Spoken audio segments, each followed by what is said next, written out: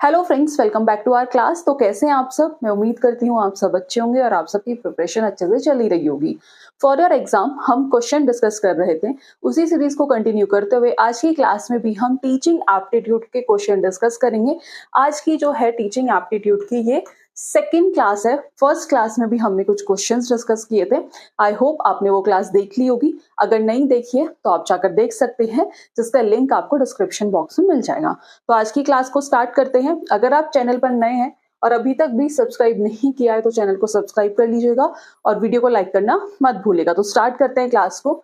Let's see, सबसे पहला question है, क्वेश्चन नंबर फर्स्ट है कि which of the following is a characteristics of child centred education, कि इनमें से कौन सी चाइल्ड सेंटर्ड एजुकेशन की क्या है, कैरेक्टरिस्टिक्स है। ठीक है, निम्नलिखित में से कौन बाल केंद्रित शिक्षा की विशेषता है? तो पहला ऑप्शन है टीचर डोमिनेंस है, दूसरा रोट लर्निंग, तीसरा लर्निंग बाय डूइंग यानी कि करके सीखना, फोर्थ है स्ट्रिक्ट डिसिप्लिन, की जो डिसिप्लिन है वो स्ट्रिक्ट होगा। तो इसमें बात करें चारों ऑप्शन में जो कैरेक्टरिस्टिक्स है वो क्या है, लर्निंग बाय डूइंग यानी कि करके सीखना, that is the main characteristics of child centred education. Teacher dominance नहीं है, रटना सिखाना नहीं है और स्ट्रिक्ट यानी कि सख्त अनुशासन भी नहीं है। तो जो तीसरा ऑप्शन हो जाएगा ये क्या हो जाएगा, सही आंसर। ठीक है, आगे बढ़ते हैं नेक्स्ट क्वेश्चन पर। क्वेश्चन नंबर सेकंड है कि which of these is the best example of formative assessment, कि इनमें से कौन सा फॉर्मेटिव असेसमेंट का बेस्ट एग्जांपल है। तो उसके लिए ऑप्शन है annual exam, mid term test, surprise test या फिर ऑब्जर्वेशन ड्यूरिंग क्लास। तो जो फॉर्मेटिव असेसमेंट होता है ये क्या होता है, इस कंटिन्यूअस और ये लर्निंग को इंप्रूव करने में हेल्प करता है। ये कैसा होता है, कंटिन्यूअस होता है and help to improve learning को इंप्रूव करने में मदद करता है। तो ये क्या बेस्ट एग्जांपल, एनुअल एग्जाम? तो एनुअल एग्जाम नहीं है, मिड टर्म एग्जाम भी नहीं है, सरप्राइज टेस्ट भी नहीं है, तो ये ऑब्जर्वेशन होती है ड्यूरिंग क्लास। तो that is the best example of formative assessment. Next question देखते हैं। थर्ड है the main role of a teacher in a classroom, की एक कक्षा में अध्यापक का क्या रोल होता है, क्या मुख्य भूमिका है? कि इंफॉर्मेशन देना यानी कि इंफॉर्मेशन गिवर सिर्फ जानकारी देना ही क्या एक टीचर का काम है? तो नहीं, जानकारी प्रदान करना टीचर का एकमात्र उद्देश्य नहीं है। फैसिलिटेटर यानी कि वो सूत्रधार का काम करता है या फिर डिक्टेटर या तानाशाह का काम करता है? तो एज अ डिक्टेटर भी नहीं होना चाहिए। इवेल्युएटर ओनली सिर्फ मूल्यांकन करता है, तो सिर्फ मूल्यांकन भी नहीं होना चाहिए। तो जो मेन रोल होता है टीचर का क्लासरूम में वो किसकी तरह होता है, वो होता है फैसिलिटेटर की तरह। क्योंकि टीचर किसकी तरह काम करती है, गाइड की तरह काम करते हैं और हेल्प करते हैं लर्नर्स को नॉलेज को कंस्ट्रक्ट करने में। ठीक है, तो टीचर जो है किसकी तरह काम करते हैं, एज अ गाइड काम करते हैं, जो बच्चों को, जो लर्नर को नॉलेज को कंस्ट्रक्ट करने में उनकी मदद करते हैं। नेक्स्ट क्वेश्चन है diagnostic test is use to, किसके लिए यूज किया जाता है? असाइन ग्रेड्स देने के लिए या फिर लर्निंग डिफिकल्टीज को फाइंड करने के लिए, तीसरा है बच्चों को रैंक करने के लिए यानी कि रैंक स्टूडेंट, कि ये फर्स्ट है, ये सेकंड है, ये थर्ड है, इसलिए डायग्नोस्टिक टेस्ट किया जाता है, या फिर जो कमजोर बच्चे होते हैं उन्हें पनिश करने के लिए। तो बेसिकली जो डायग्नोस्टिक टेस्ट होता है ये क्या आइडेंटिफाई करता है, specific learning problem, identify specific learning problem. तो जो फर्स्ट ऑप्शन था ग्रेड असाइन करना नहीं, फाइंड लर्निंग डिफिकल्टीज, की बच्चे को कहाँ पढ़ने में लिखने में जहां भी उन्हें डिफिकल्टीज हो रही है उन्हें फाइंड करना, दैट इज डायग्नोस्टिक टेस्ट। तो जो बी ऑप्शन है ये क्या हो जाएगा, सही आंसर। आगे बढ़े, नेक्स्ट क्वेश्चन है the Herbert approach of lesson planning include, कि जो हर्बर्ट अप्रोच के में पाठ योजना के चरण में शामिल है। तो क्या क्या शामिल है? हर्बर्ट ने प्रपोज किया था 5 systematic step for effective teaching, 5 systematic steps for effective teaching. वो कौन कौन से थे? वो थे प्रिपरेशन यानी कि तैयारी, प्रेजेंटेशन, प्रस्तुति। इसके अलावा और क्या था? कंपैरिजन। कंपैरिजन के अलावा नेक्स्ट क्या था? एप्लीकेशन,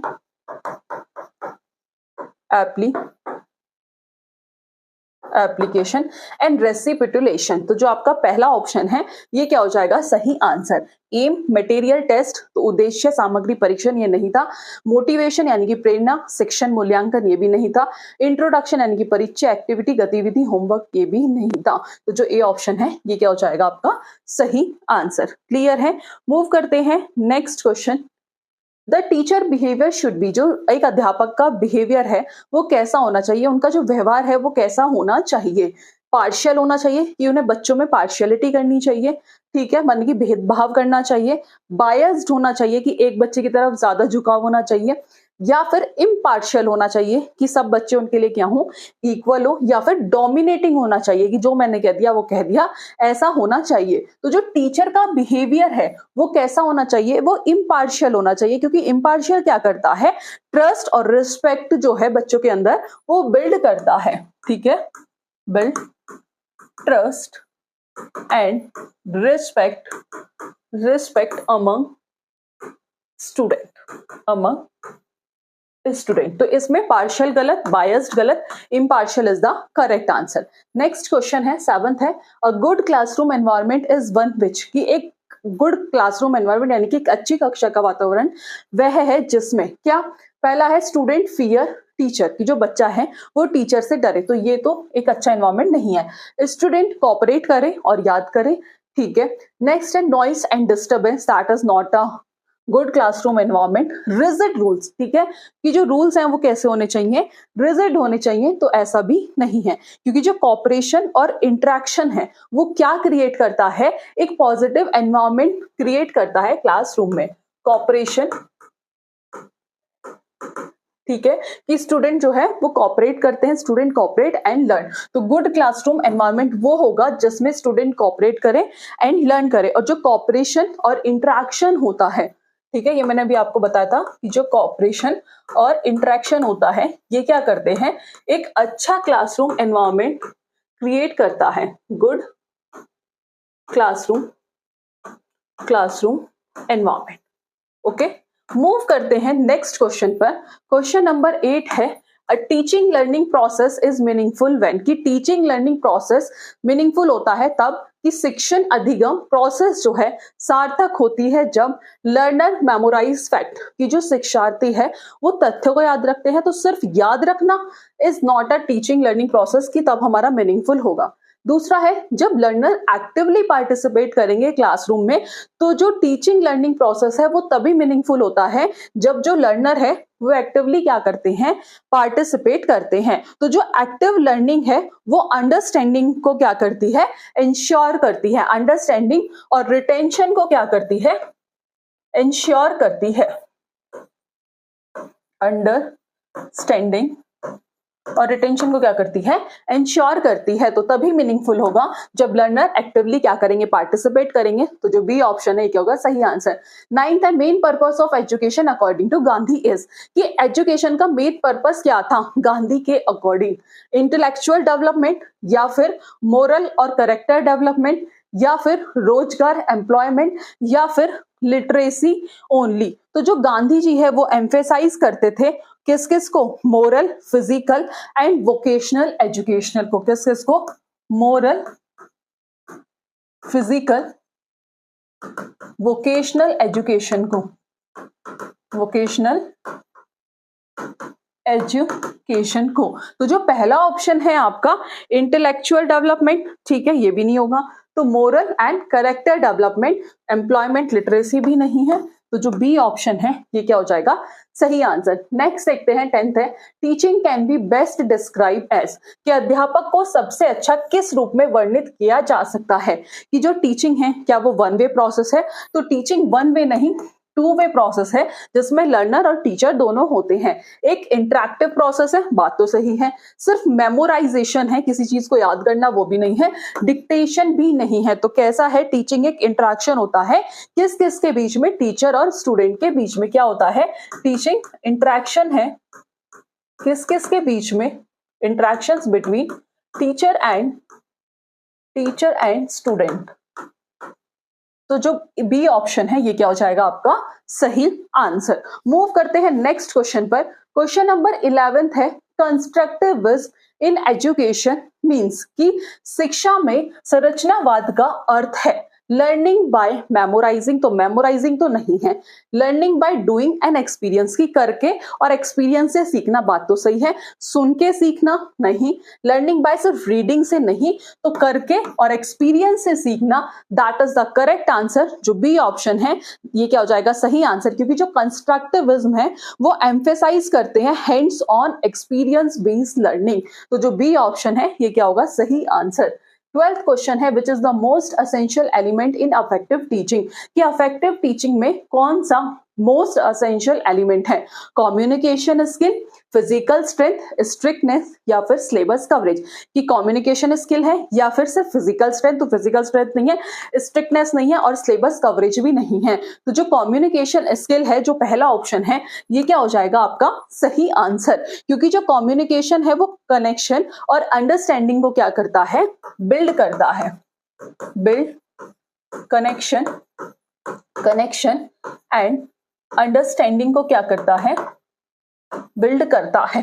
नेक्स्ट आता है 13 क्वेश्चन है the best method for value education, तो जो बेस्ट मेथड होता है वैल्यू एजुकेशन का वो क्या होता है, वो होता है स्टोरी टेलिंग।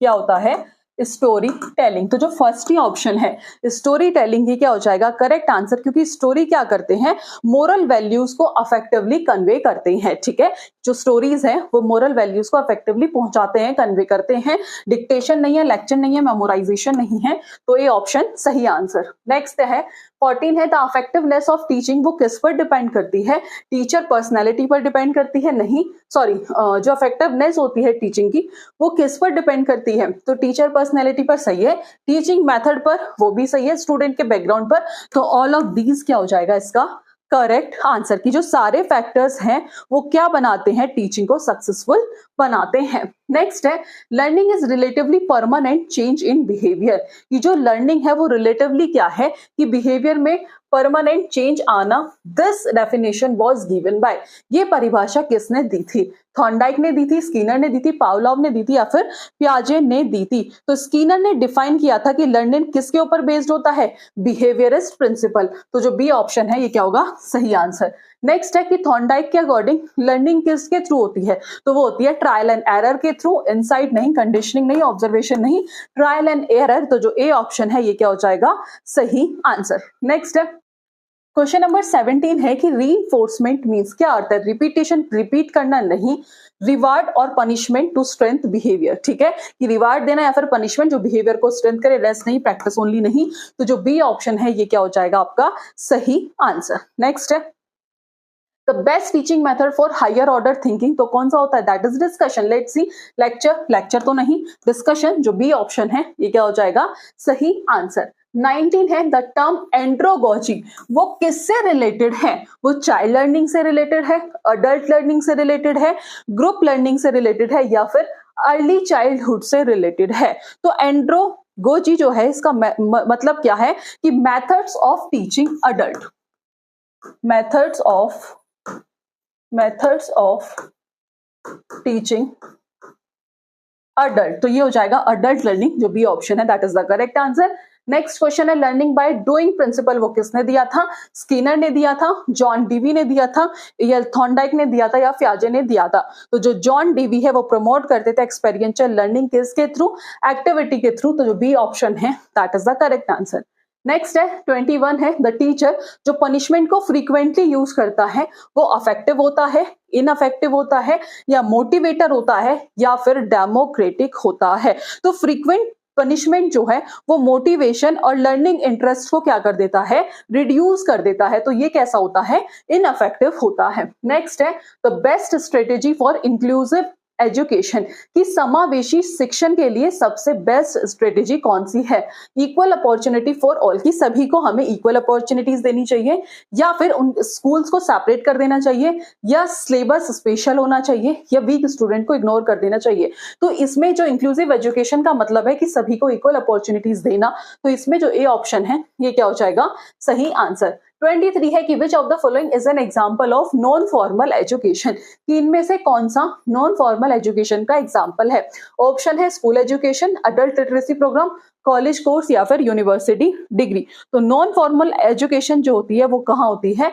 वो होती है आउटसाइड ट्रेडिशनल सेटिंग। तो उस केस में स्कूल एजुकेशन है, या फिर अडल्ट लिटरेसी प्रोग्राम है, कॉलेज कोर्स है, या फिर यूनिवर्सिटी डिग्री है? इसका आंसर आप हम बताइए कमेंट बॉक्स में।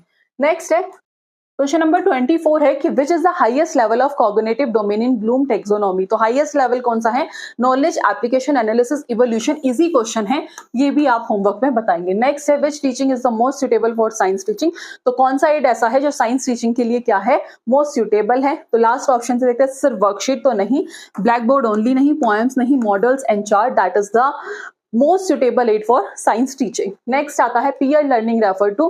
तो टीचर से सीखना, फ्रेंड और क्लासमेट से सीखना, बुक से सीखना, या सेल्फ स्टडी। तो पीयर लर्निंग क्या होती है? फ्रेंड्स और क्लासरूम में सीखना, यानी कि ग्रुप लर्निंग भी कह सकते हैं। तो जो बी ऑप्शन है ये क्या हो जाएगा आपका? सही आंसर। और पीयर लर्निंग जो है वो कॉपरेशन और कम्युनिकेशन को क्या करता है?